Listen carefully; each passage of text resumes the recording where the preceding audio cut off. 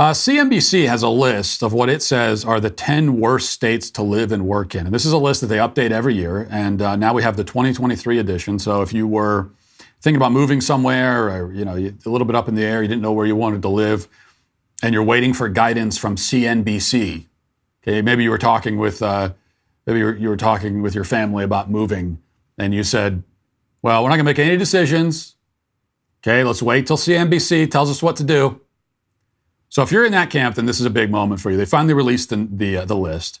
They say they compile the list by the numbers, quote unquote. It's a strictly objective determination based on the data, they say. Now, just to skip ahead to the twist ending, the list of the worst states to live in begins at number 10 with Florida, one of the most prosperous states in the country, with one of the highest rates of people migrating to it. And it ends with, as the worst state of all, number 1 on the list is Texas. Again, a prosperous state where hundreds of thousands of people move to every year. My own state, Tennessee, also makes the list, which is news to all the new transplants that show up here every single day. So it seems like all of the worst states are exactly the states where the most people want to live. It's like the places where people most want to live are all the worst places, we're being told by CNBC. And another big coincidence here is that every state on the list is a red state. I mean, who could have seen that coming? They also have the list of the best states to live, and I believe every state, or certainly the vast majority, are blue states. So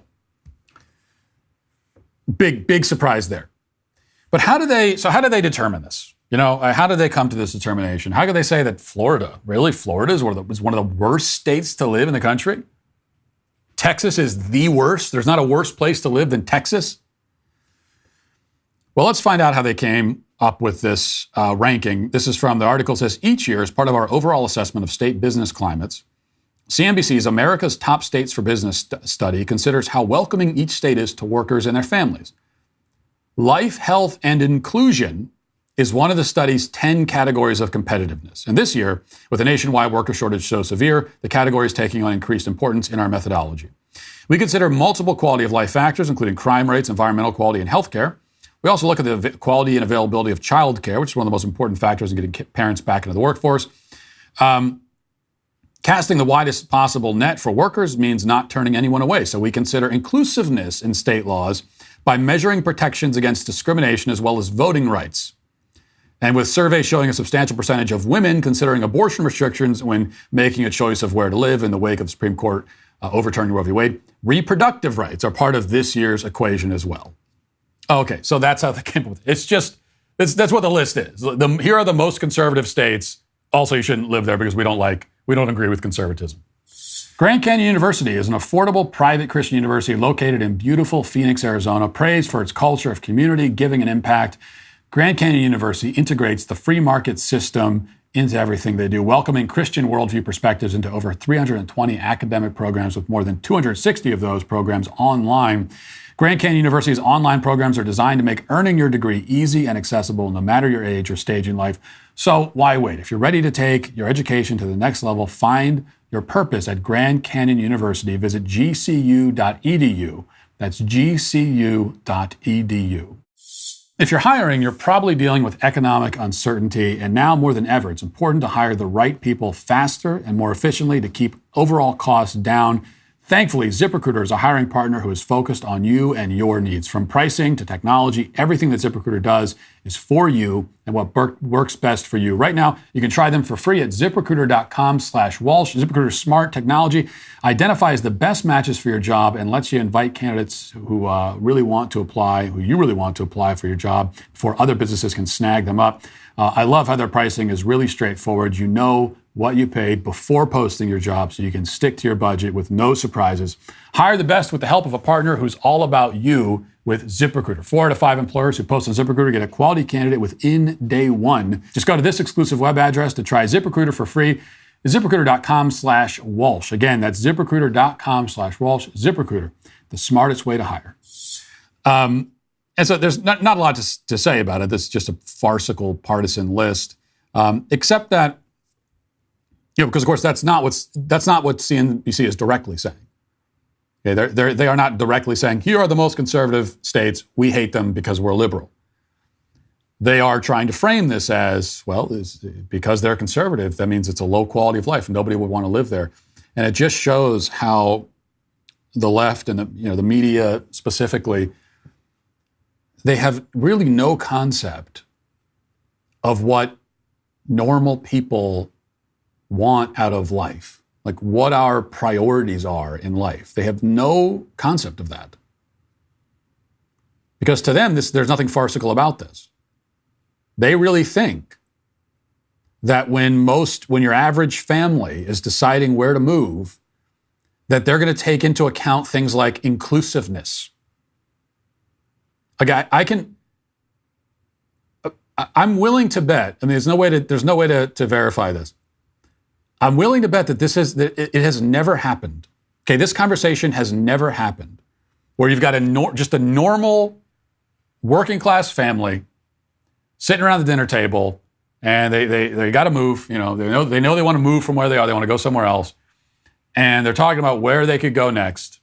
Husband and wife. You got a spouse having this conversation. Now, this part has happened many, many times. I've been in these conversations with my wife on multiple occasions as we've moved around. But here's the part that's never happened, where husband or wife throws out a state, and then the other one responds, "How inclusive is it? Where does it rank on the inclusivity scale?" Oh no, honey, we can't move there. It's not inclusive enough. Well, yeah, I mean, look, the crime rate is low. There are job opportunities. There are great schools for the kids. It's affordable. The living expenses are down from where it is here. Here's all yeah, but it's not inclusive enough. The inclusivity. Think of the DEI. The DEI is not there. That conversation has just never happened. It just does not happen. And the media doesn't know this because they don't understand anything about human beings, basically. This is funny, though, to read. We're not going to go through the whole list, but Florida, I said, came in number 10 on the list, so it's the 10th worst. Not the worst, but it's number 10. Here's what they say about Florida. Florida Governor Ron DeSantis hopes to ride his war on woke to the White House, but it's not winning his state points for quality of life. Supporters of the state's Stop Woke Act, which DeSantis signed into law in 2022, say it protects employees from diversity, equity, and inclusion initiatives that DeSantis says are toxic. But many companies consider DEI an economic imperative, and courts have struck down parts of the law. No company thinks that DEI is an economic imperative. Many of them do it. Many of them engage in this. It's a cultural imperative for them. It's a societal imperative. It may in an indirect way be an economic imperative because they're worried about the ESG score, they're worried about the corporate equality index. Okay, but this is not direct. It's not like if you put DEI as your top concern, that it's going to really help your business directly. No, it's more that there are going to be financial penalties. There are artificial constructs put in place, penalties that are going to be put in place if you don't do this. So maybe in that sense, it's an economic imperative, but it's all completely artificial. The recent Supreme Court decision on affirmative action in higher education, however, is expected to lead to new legal challenges related to DEI programs in the corporate world. Florida is one of the most difficult states to vote in.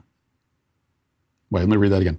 Florida is one of the most difficult states to vote in, according to researchers at Northern Illinois University. And so that's really why it's number 10 on the list. And so then they give it a life, health, and inclusion score of 129 out of 350, which is a D grade. It's only a D. It's a passing grade, though. In most schools, I think that counts as passing. Here are their strengths: air quality, child care, worker protections. Sounds pretty good. You got good child care, you can breathe the air. Sounds like necessities. Weaknesses: inclusiveness and reproductive rights. Okay. So the weaknesses are all the things that no one gives a damn about. And then the strengths are the things people actually care about. Got it. I am curious, though, Florida, and I've never lived in Florida, so therefore I've never voted in Florida, but I would like to know, Florida is one of the most difficult states to vote in. How is it difficult exactly? Do you have to scale a rock climbing wall to get up to the polls?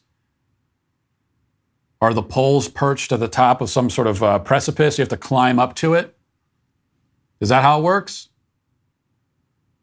Or do they have, is it like a ballot on a kind of a dartboard, and you have to stand 10 yards back and throw your dart and hope that it hits the candidate you want. I mean, that would count as difficult to vote. It would also make voting a lot more fun.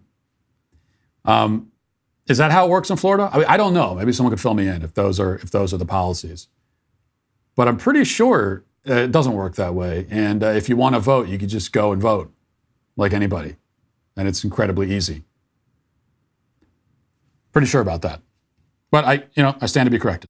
Hey, YouTube, thanks for listening to the show. If you'd like access to my full show with no ads, you should go to dailywire.com and use promo code Walsh to get 2 months free on all annual plans. See you there.